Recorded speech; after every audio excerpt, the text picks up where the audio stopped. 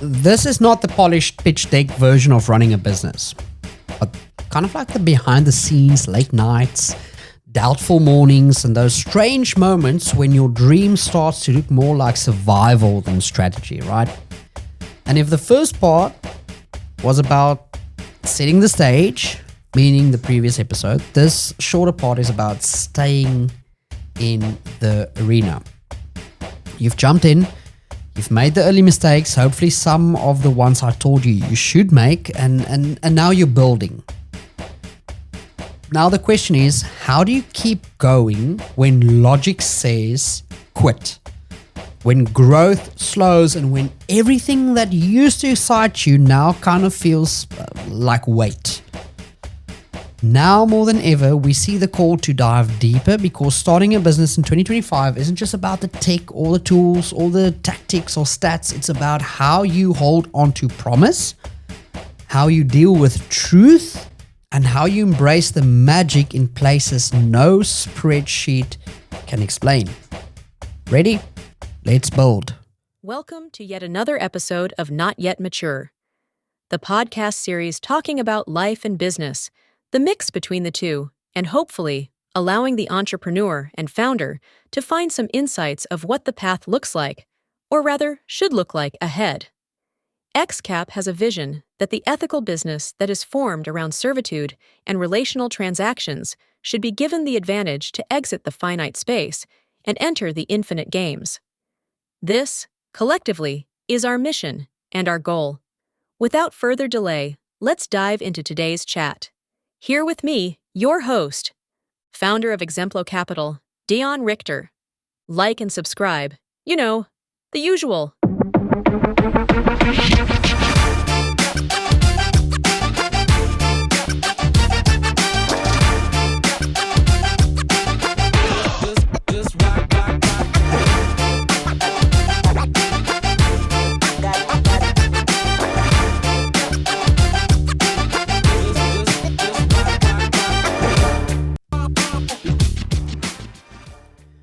So why the promise is everything? There's a quote that changed how I approach business. It's not flashy. It's not even like philosophical. It's operational, straight to the point. And this is a quote: deliver what you promise. That's it. Bali Padaman, however you want to say that, the man who helped turn Lego into a global efficiency powerhouse. Build an empire by focusing on one thing: keep your word. He didn't build it by saying, be creative, not disrupt, not raise rounds. Just, if you say it, do it. And here's the wild part. In today's world of overpromising, under-delivering, AI hype, and minimum viable trust, this one rule is a competitive advantage. Strange, right? I've seen founders win just by showing up consistently, calling when they say they would, shipping when they say they'd ship, paying when they say they'd pay. And yeah, it sounds boring, but guess what? Trust compounds. In fact, it's the only thing that compounds faster than tech.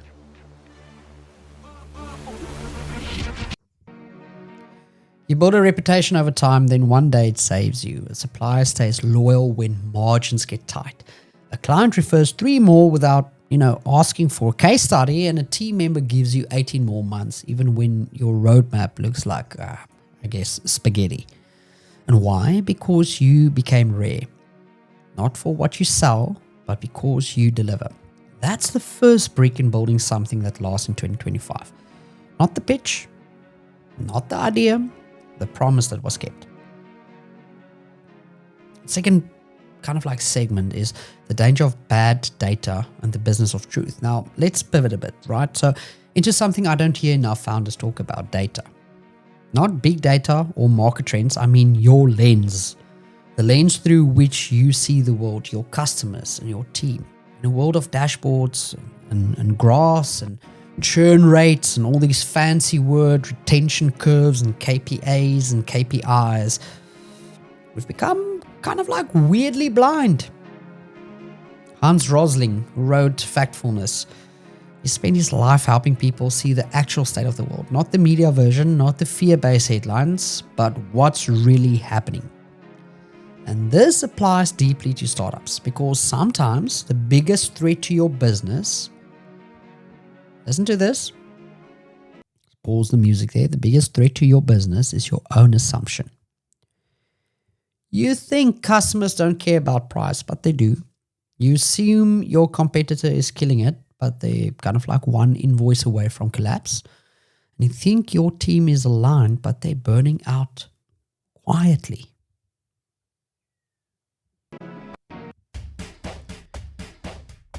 And here's the problem. We chase certainty over truth. And in business, truth is your only ally. Ask better questions. Not how do we 10x this, but what are we not seeing? Not how do we scale fast, but ask, are we solving the right problem or just the one that flatters our skill set? I've sat in rooms where everything looked right. The ARR was up, staff was growing, buzzwords were buzzing, but the founder's gut was clenched, and eventually the numbers caught up with the truth. In 2025, success isn't built on fake optimism, it's built on brutal honesty and hopeful kind of like execution, right?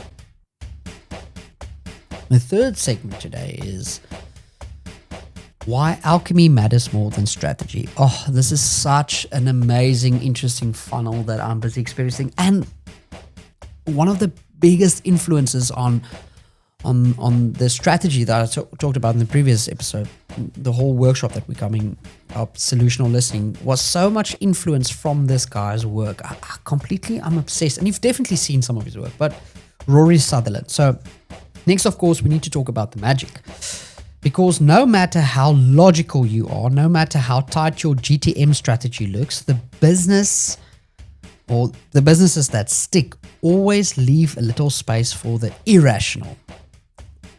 That's Rory Sutherland. In Alchemy, one of his books, he says it best. The problem with logic is it kills magic. Business is not just rational, it's emotional, it's behavioral, it's perceptual. I once saw a founder redesign a boring invoice email. No new product, not a new discount, just a beautiful written message reminding the client what they have kind of like accomplished together. And guess what? The churn dropped. Why? Because people don't leave companies, they leave feelings. Think about it. We drink a $50 coffee because we feel seen at the shop. We choose one software over another because it just feels easier. We stick with a brand because it tells us something about ourselves. In 2025, logic is table stakes. You have to be efficient. You have to be lean. But if you want loyalty, if you want fans, you need to embrace a little alchemy, a little storytelling, a little wonder. Make people feel something, even if it's just a thank you that doesn't sound like a robot wrote it. The next segment in this arena is about reframing the hard sessions. Let's talk about the part no one brags about on LinkedIn. You ready for that part, right? The months when growth stalls. The team feels tired and you're wondering if this is worth it. Not really reading that inspirational quotes on LinkedIn, are you? And here's a frame that saved me. Slow is not failure. Slow is wisdom catching up. It even sounds like this old guy writing this at the end of the day, right? Sometimes you're not scaling because you're not ready. And sometimes the pause isn't punishment, it's preparation. What if the delay is what protects your culture? What if the plateau gives space for reinvention?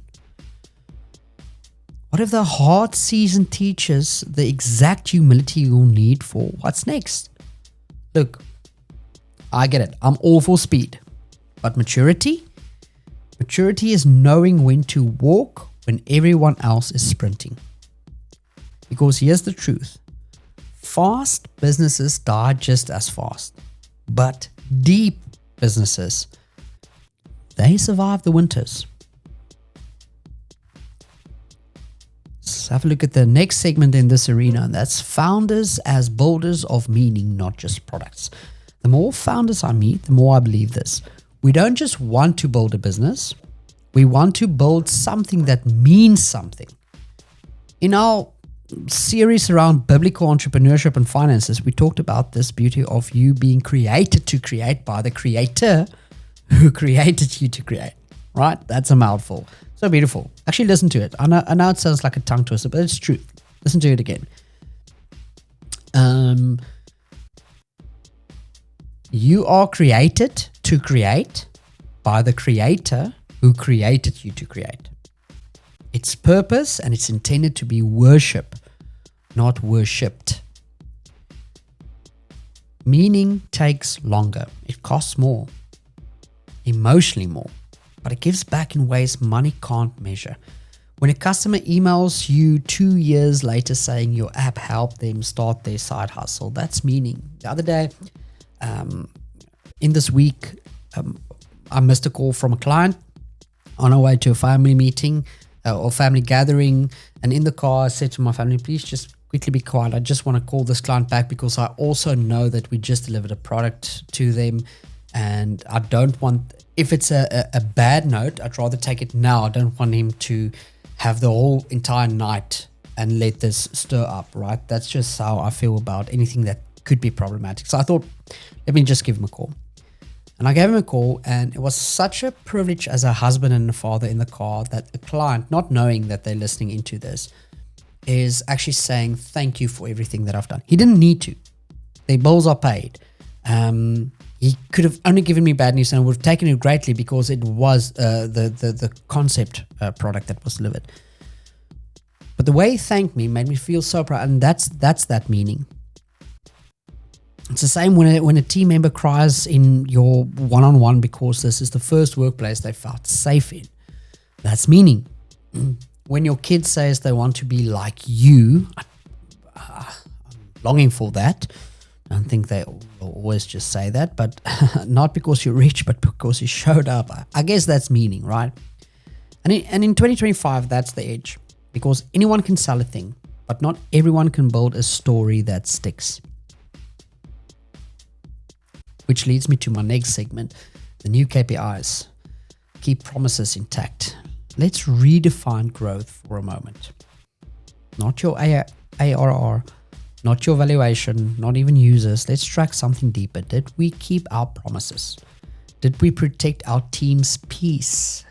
Did we honor the people who bet on us early? Because in 5 years, the world won't remember your launch date.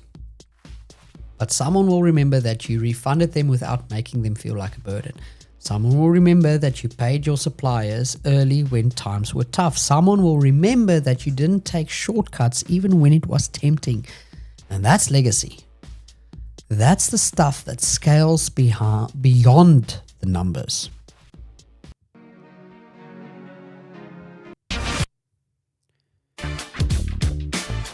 Let's look at the final segment. Build the kind of business that makes you proud at 80. Talking about that legacy.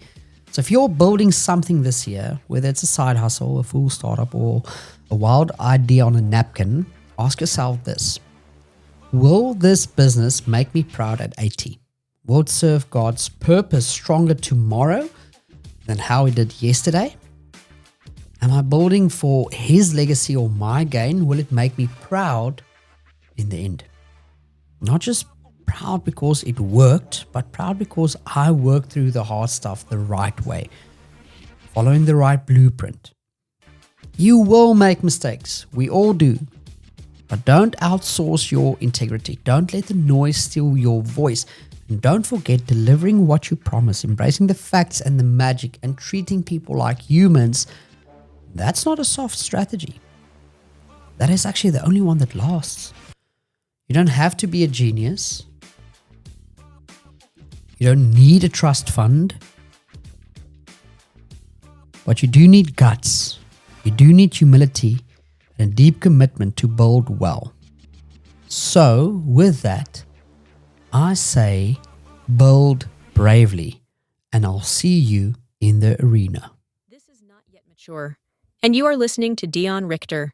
Thanks for being here. Please subscribe to our channels